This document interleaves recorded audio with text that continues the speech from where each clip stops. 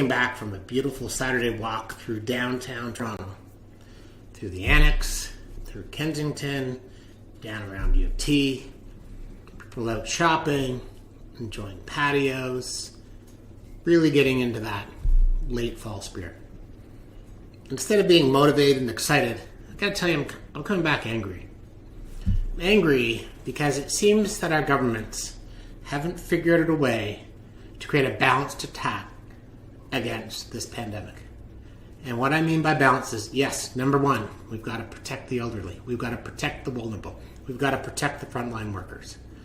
But we have completely dropped the ball on small businesses, entrepreneurs, casual workers, young people, people trying to be fit, and mental health. Our governments have had 7 months to figure out more than one solution to the problem, which is the lockdown. That's the only solution they have. Where's the testing? Where's the tracing? Where's the thorough understanding of really where transmissions are happening? When I hear our premier, who I think by and large has done a decent job, say, we're always going to listen to the medical people, I say, if you are in any crisis, you can't listen to one voice. There is the medical side, there is the economic side, there is the societal side. I think we've got to speak up and provide solutions to our government because, with all due respect, and I hate that term, they aren't capable of solving this problem. We need innovation, we need ingenuity, we need to tackle it in a more balanced manner. Continuously using the same tactic over and over, according to a gentleman by name Einstein, is the definition of insanity. We need more tactics. And closing and shutting down businesses. I'm sorry, there has not been enough economic relief. The rent subsidy programs from federal government have been horrible. The CEWS does not cover enough salaries. You've got people who are losing their life savings because they signed a lease they can't get out of, or they have debts. We have to have a more balanced attack. So I'm asking you, my fellow entrepreneurs and marketers out there, share your suggestions in the comments. This is not a place to hate or take me on about whether or not I'm worrying about disease. Of course I'm worried about disease. I want to hear from you. What I want are positive, motivating suggestions. And I'm thinking to myself, on Friday in Bourbon Street, Don, Mayo, and I will go through some of these and talk about them. Share them here. Plus, talk to your government officials, municipal, federal, provincial, everything in between, right away. Get out there. We need to save our country, our economy, our mental health, and our society.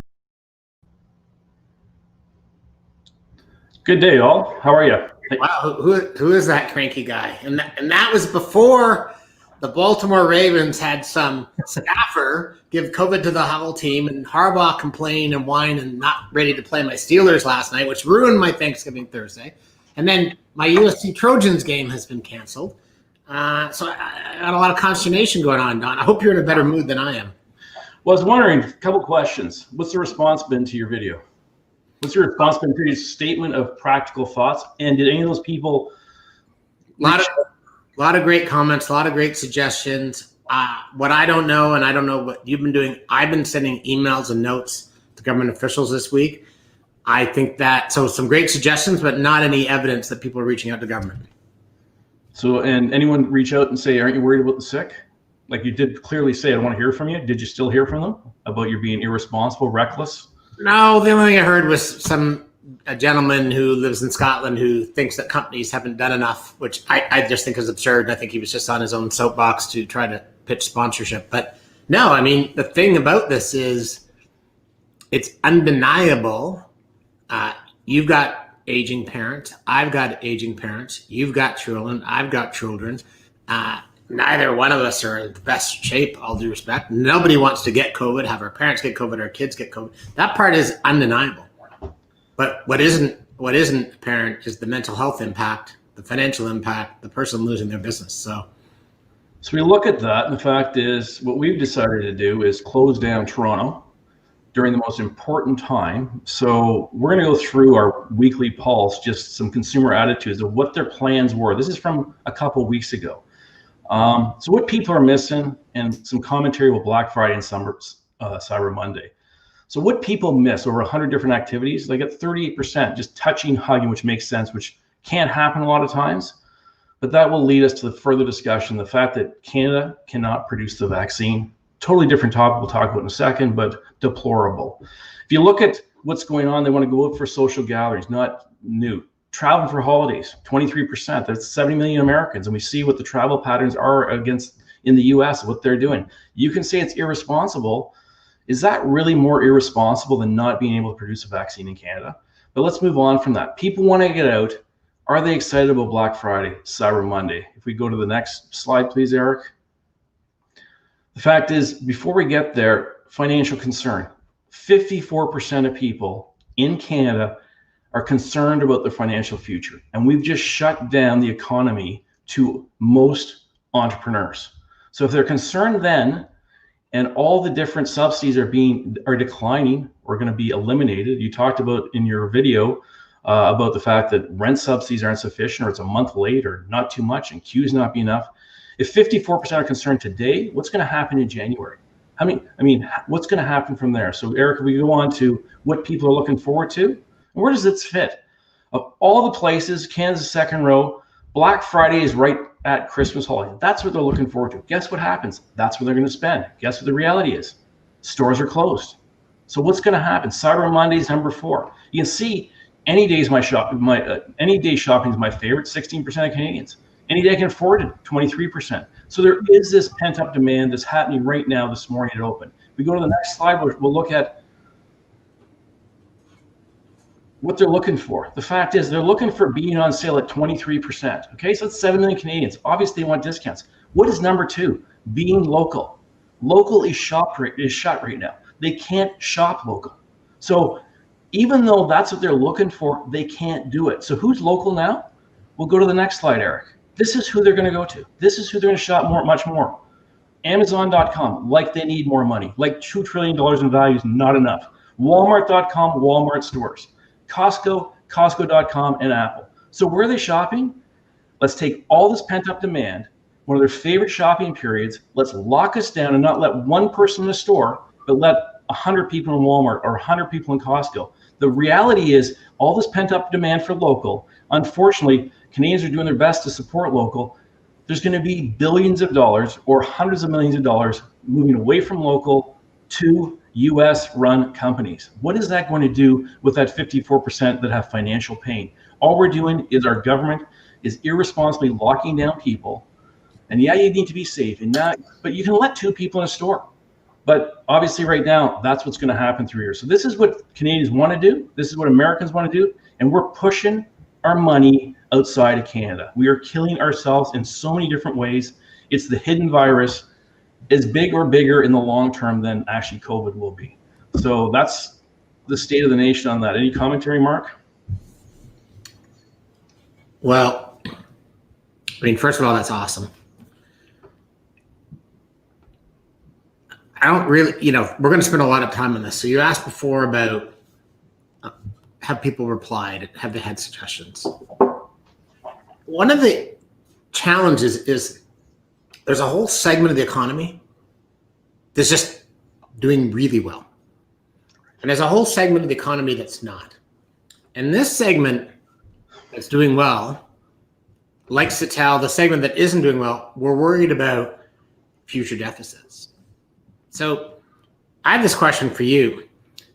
What type of person are you when you're more concerned about your future deficit than the mental health of people that need exercise, the mental health of an entrepreneur that lost their restaurant, the fact that these rules are arbitrary. So, these big box stores can be open because they're deemed essential, yet the small shop can't.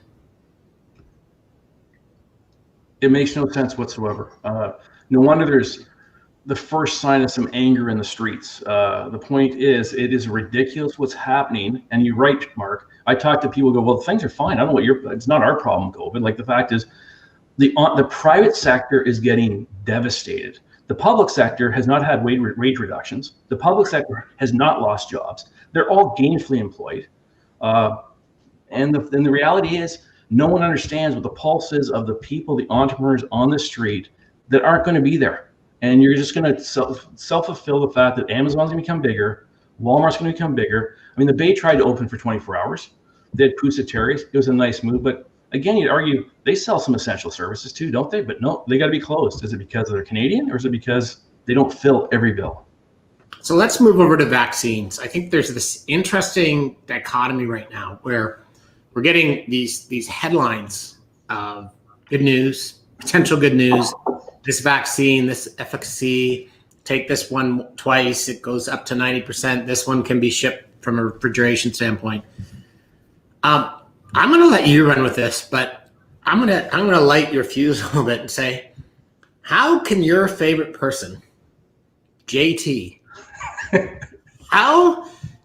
he must have the biggest beach balls in the history of the world to get up and say, we can't make a vaccine. Or we took the eye off the ball. And speaking of beach balls. That's right. But reality is, how do you actually sit there? As you said, there's 300,000 federal government workers. There's how many members of parliament, both the Liberals and the official opposition. There's provincial legislators everywhere. There are municipal legislatures everywhere. And of all those people, the billions of dollars that taxpayers pay for their salaries, not one person or not one team anywhere in Canada said, you know what, we might need to fucking produce something. Not 1 second was spent on 7 months to actually go, you know what, we need the proper basis. Because I guarantee we have production facilities that can do it.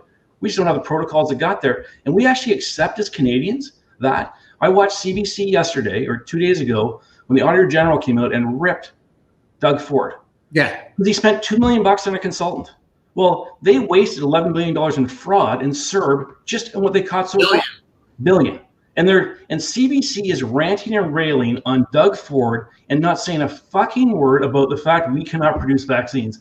And then Christine Elliott says, it's probably not going to be spring when we get vaccines now. How is that possible? And Canadians are doing nothing, saying nothing, not arguing, not bringing it to, not providing solutions. My recommendation was, why don't we lock all the manufacturers in, get the licensing, we can do it. How can we accept we can't do it? Whether it's now or the next vaccine, how do we accept that? Why do we not have politicians putting manufacturers in a room saying, we're not leaving this room until we're done and we're going to pay you hopefully, because we obviously have lots of money to spend without discretion. I think they can keep printing it. I think this is something that people actually might get behind. But the fact that they say we didn't actually think about it. Well, every human in Canada, I believe, has a vaccine shot in their arm, a scar from it. Like, we know we need vaccines. That is our stamp. And we can't think that through, and we actually allow that. Anyway, it's mind-boggling to me. I have to ask you this question, and I'm a bit of a conspiracy theorist. So you're a country not named Canada. Any country. Your country produces vaccines. Your country has 100 people living in it. So 20 people in your country get the vaccine, and then you find out your country's shipping another 10 vaccine cases to Canada. How do you feel? What would you say? It's a political nightmare. Like, it's all politically driven. And the fact is, we are going to be not last in line. There's going to be a lot of other countries even worse off than we are. However, it's incomprehensible to me, the incompetence. I mean, buddy, we are last in line, because at the end of the day, human beings protect themselves and their families first. And we are the only country, we don't have any bullets. There's a world war going on, and Harper is to blame for some of this, and Trudeau is to blame for some of this. So I will disagree with you 100%. On his watch, 7 months, he could not think we need a vaccine. Forget about Harper. They can produce vaccines. Stop being political. Justin Trudeau and the opposition, right? Today's opposition, not one of them brought up the fact we need to produce vaccines. So I'm not just throwing JT's incompetence. No, it's okay. To bring up Stephen Harper is ridiculous. The fact is, this is today. Another episode about all the things that Stephen Harper did that fucked us up, that got us this place. So and it's not ridiculous, because it's true. So we're gonna take the politics out of it and just deal with the simple fact. Dude, you and I live in a country with no bullets. Absolutely. Okay. So how do we get those bullets? So let's go back to local for a second, and I want to run an interesting campaign that, if you're from Toronto, you know, the Roncesvalles district, that just, you know, great work by their local BIA to try to talk to the people that live in that area. If you can, Eric, can cue the video of what life will be like without some of their local favorite haunts. The year is 2021, and these businesses along Queen West didn't make it. We were totally worried. Some of our favorite places like Kennel Cafe, we saw that on their windows this morning, and we thought that they were gone. That was the whole point of the Roncesvalles Not for Lease campaign, to paint a picture of what the future could look like if local shops aren't supported during these trying days of the pandemic. We're asking our stores every month about, okay, how are things looking for you? How long can you last? And we're getting usually over 50% respondents saying, you know, I've got weeks left, not months. The BIA says the community has shown a lot of support, but still around half a dozen shops in Roncesvalles have already shut down, and others are in limbo. The owner of this tea shop says while she's been able to adapt and remain open, she worries for her neighbors deemed non-essential, as shops are closed once again during the citywide lockdown. I think the fear is that the energy of the neighborhood will change, and that the community aspect of having a high street like this will impact the just the feeling of the neighborhood. Even though these signs are hung up in Roncesvalles, those behind the campaign hope that this encourages people to shop local wherever they are. We feel like it's a crisis that's happening across the city. That we have communities where this is unfortunately becoming the reality. People that live here, they employ people that live here, and they need the support of the government, and they also need the support of the local community. The city says it's doing everything it can to help local businesses by promoting them, offering virtual support and grants. It says an extensive report that includes strategies to support the retail sector will be brought to a committee in 2021. But for now, businesses hope holiday shoppers don't forget them. It's so much easier just to order on Amazon, but once you come and you see these people, you look into their, you know, in their livelihoods and everything, it's definitely just the right thing to do for sure. They've bought all of their inventory, and I think most people, you know, are ready to adapt and implement new systems. Talia Ricci, CBC News, Toronto. Well, I think they said it best. I think first of all, the campaign is fantastic. I wish we had that all across Toronto. And I think, are we welcoming Tony on? Yeah, exactly. There you are. I'd like to introduce Tony Mark, who is a small business owner or a big business owner, owns, I'll let him talk about it, but owner-operator for 20 years of a tremendous physical fitness gym or gyms. So Tony, welcome. How are you doing? Thank you, Mark. Thank you, Don, for inviting me on your show. Very interesting topic, and obviously as relevant as you get in the moment. That video that you guys just played, I wish they were doing that all over the city. My BIA at Yonge and Sinclair, they've been very active in trying to keep the community together and getting everybody to shop local, as you had in that piece. But it goes so much beyond. Now they're really, this whole thing is screwing with people's livelihoods. And so how are you dealing with it? The fact is, I know you run 3 gyms. One 30,000 feet, is it? Yeah, I have one that's 30,000 square feet, one that's 26,000, and the one that's Yonge and Sinclair is 6,000 square feet. So I'm part of both small business and medium. I'm a medium business guy, but it's taken its toll. And like many operators in the city, it all deals with what the landlords are doing for our small business community. Are they doing enough? Are they doing enough for you, like to keep you in business? Because you're a great training facility. I can see you've got zone 1 and probably zone 2, 3, 4, 5, 6. Yeah, we spent a lot of money getting this place together. Sorry, go ahead, Tony. No, I was just saying that we spent a lot of money getting it COVID ready. So you, as a small business, you're shut down, but yet you have to spend all this money in order to make the place safe. I'm one of hundreds of thousands of small business owners that are doing these things. And yet, in the end, And as you know, restaurants and gyms are the ones that go to shut down. Restaurant, gyms, and salons, they've shut us down twice so far.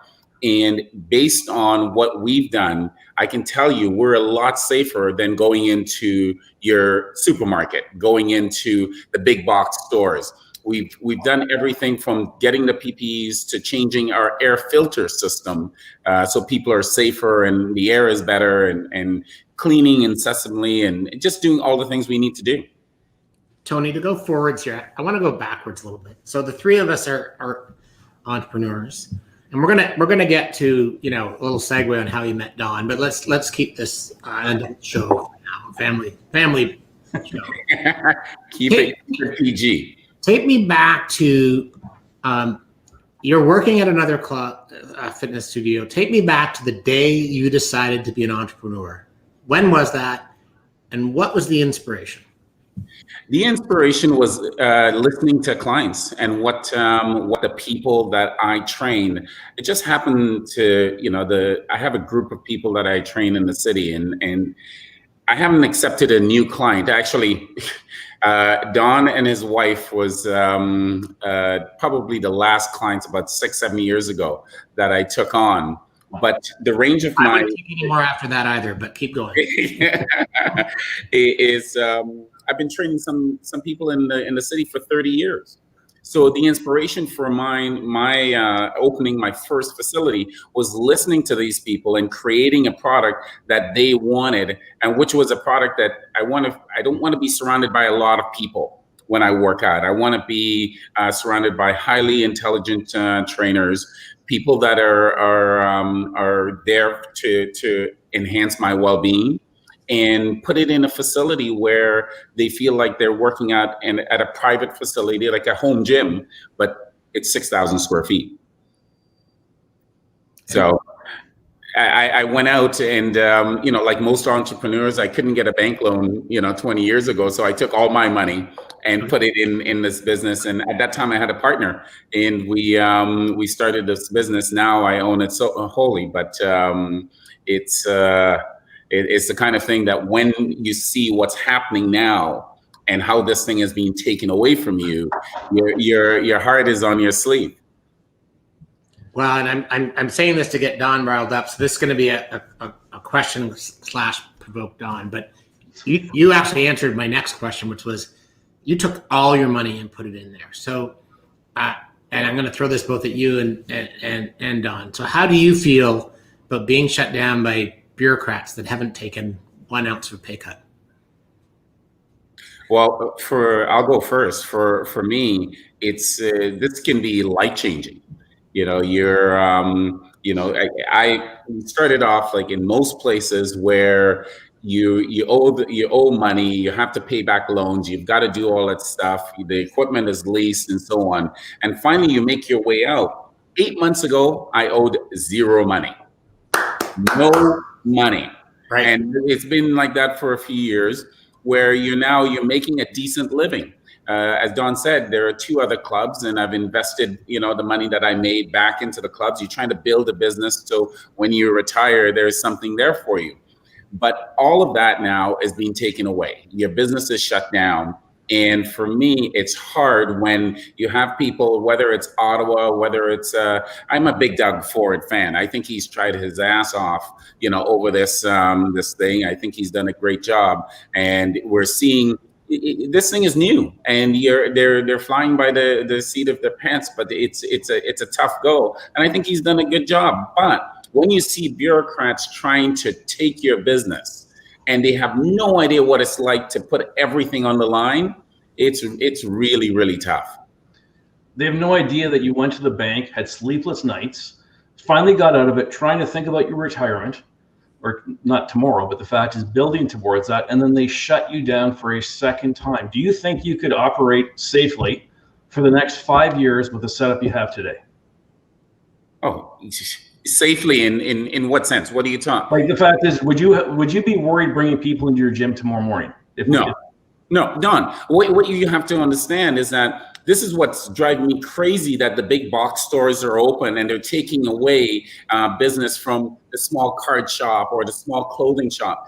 as small businesses, we're so stressed out. We don't want anybody to get sick.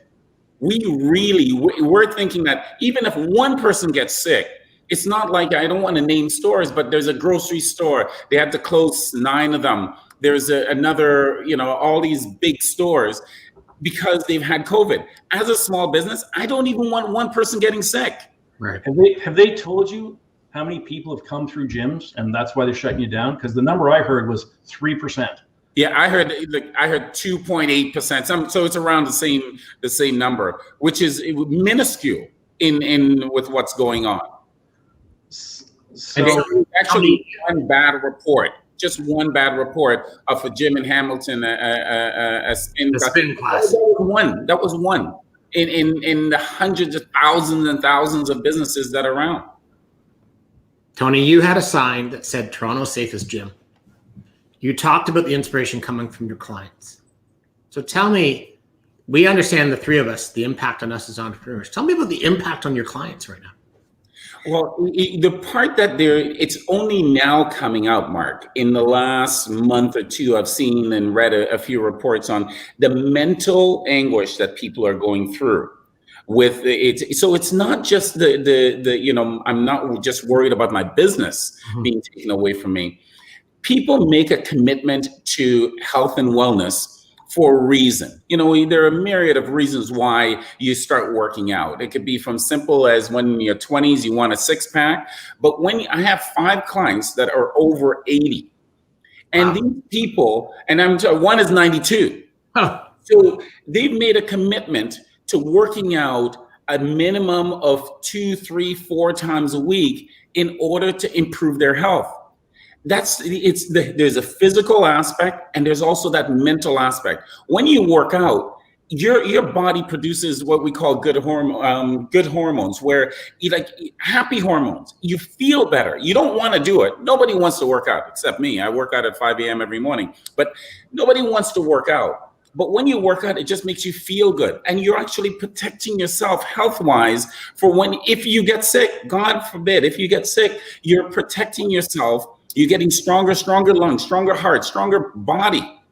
And we're taking that away from people. And now we're saying that, stay home, do nothing, right? You can't even go out and to a restaurant. These are all, there's a mental aspect that CAMH said they're waiting for the floodgates to open, because that part of it is going to be so bad later on, and no one is really thinking about it right now.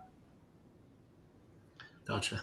So you look at that. I mean, the mental health aspect's crucial. The fact that you're doing 80 and 92, you're training 80 and 92-year-olds, and the fact is you're not concerned at all. So have you had any conversation with politicians about what you do for safety? Have you had any input into their decision to potentially ruin your business? Zero input. And I think if they were listening to small businesses, medium-sized businesses, how hard we've worked. Don, I went out. They've given us a list of stuff that we have to do in order to be safe. But it's the list that everybody has. The PPEs, the sanitizers, all the thing. We have the thermometer that when someone comes we're checking their temperature. All those things we went out and got. But I even went as far as to the UV light. I'm not sure if you've read anything about the UV light killing everything that goes through. So we have that on our air system. And I went out and got a Dyson. I can use the word, a Dyson air purifier. So the gym, as I said, the air in the gym and COVID, people are wearing masks, all the things that we need to do to make the place safe. They didn't give us that. I went above and beyond. And that's what I think a lot of small businesses have done to make sure that we're protecting. Because remember, the local piece that you had on, we all have a vested interest in our community. I live at Yonge and St. Clair. I want to make sure that the people at Yonge and St. Clair are safe. I have another club in Leaside and one downtown. We think about the people that are coming, but the small one at Yonge and St. Clair, we're putting, and this is what the government needs to understand. We are so vested in our community that we want to make sure that everybody is safe. Talk to us, get some input, see what we're doing. That's what we need to do in order to get over this thing. And shutting everybody down people that are coming out, and so the mental aspect that we discussed, and also the physical, taking that physical, that release that people get from working out, taking that away, you are just now creating a whole new, just a complex thing that's gonna. People are really gonna suffer. Basically, that's what it boils down to. They're really gonna suffer, not just financially, but mentally going forward. Tony, thanks so much for being on the show, because as you've illustrated, it's not just the entrepreneur, it's the clients. You've made it clear not only do they need that mental release, but quite frankly, it's a COVID prevention. And probably the most important thing that you've done, since Don can't stand Justin Trudeau and I can't stand Harper, is we've now found the guy we both agree that should run for Prime Minister. Tony, okay, he's right here. We're going to have a quick salute to U.S. Thanksgiving, crazy Black Friday ads. Arby's is now selling a turkey pillow. I know we're over time, but if you indulge us for one more minute, this week on Bourbon Street, thanks for coming. Make sure you go to Arby's and get your turkey pillow. Thanks, Tony. Thanks, Tony. Have you ever eaten too much turkey and not been able to find a comfortable position to nap in? It's painful, and now totally avoidable. Thanks to Arby's Deep Fried Turkey Pillow, you can rest easy and comfortably eat all the turkey you want this turkey season. Works great after eating Arby's Deep Fried Turkey Club, Arby's Market Fresh Cranberry Deep Fried Turkey Wrap, Arby's Market Fresh Cranberry Deep Fried Turkey Sandwich, even Grandma's Turkey. The Arby's Deep Fried Turkey Pillow is part stylish sleep mask, part cloud, all your new favorite pillow. This trifecta pairs with any turkey's tryptophan to give you the best sleep in the history of the world. Supplies are extremely limited. Order your Arby's Deep Fried Turkey Pillow and eat too much turkey anywhere. Crispy turkey, sleepy time. Arby's.